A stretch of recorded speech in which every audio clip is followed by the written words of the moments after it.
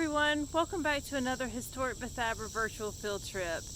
While Bethabara can't boast a visit from President Washington, it did have a visit from a royal governor not once but twice, under very different circumstances. In 1764, William Tryon was appointed lieutenant governor of the North Carolina colony. He, his wife, and young daughter moved from England to North Carolina to take up the post. 3 years later, in 1767, Governor Tryon paid his first visit to Bethabara.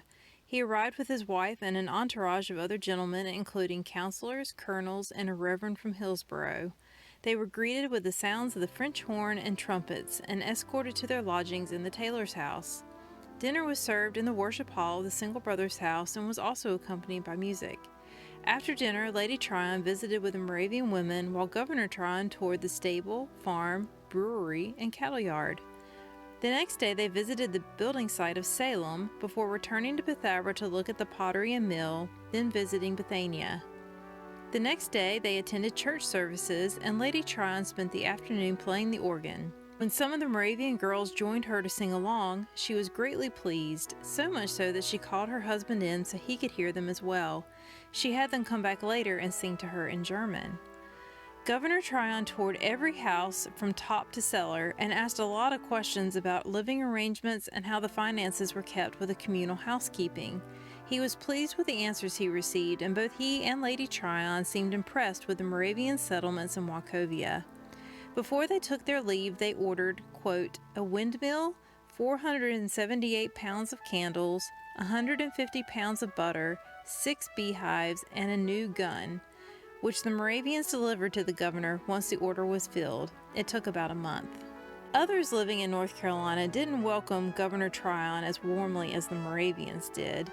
Tryon's decision to build his palace and charge colonists for the expense didn't exactly engender good feelings toward him. The royal government's presence in North Carolina had caused growing unrest even before Tryon arrived. During that time, a group known as the Regulators formed, who wished to regulate their own affairs and no longer deal with the royal government with its excessive fees and other mistreatments. Most of the regulators were located in the back country of North Carolina. In 1771, the Moravians had several unfriendly encounters with regulators as they stayed in the Bethabara Tavern on their way to Hillsborough to air their grievances with Governor Tryon. Once they got there, he refused to listen to them unless they laid down their arms and dispersed. When they did not do so and refused to leave, he threatened to open fire on them. What resulted was the Battle of Alamance, in which Governor Tryon's troops squelched the regulator movement. With most of its leaders killed, Tryon told those who remained that he would offer pardons to them as long as they swore an oath of loyalty to the crown. That leads us back to Bethabara. Governor Tryon and his troops arrived in the Piedmont, where many regulators lived, to issue pardons. Governor Tryon remembered the Moravians fondly from his first trip. He confided to one Moravian that it had been proposed that he, quote, should send a company of light horse to Bethabara and burn it, but he had not consented, for he had not found the Moravians to be disloyal in any respect. He arrived in the town on June 4, 1771, camping in the square while his troops and their prisoners camped in a field nearby. 135 neighbors came and swore the loyalty oath to Governor Tryon while he was there.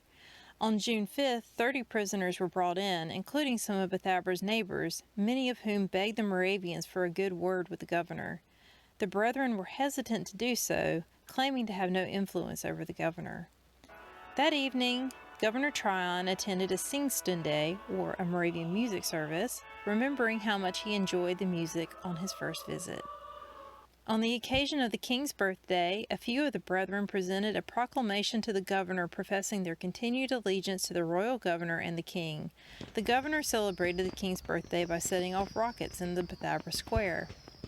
Governor Tryon departed on June 9th, giving a fond farewell to the Moravians, with the record stating that his face showed as much emotion as if he were saying goodbye to his own family.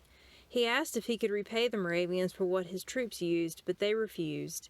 It would be the last time they would see each other, as soon after, Governor Tryon was appointed governor of New York and left North Carolina. We hope you enjoyed this virtual field trip. Until next time, stay safe and be well.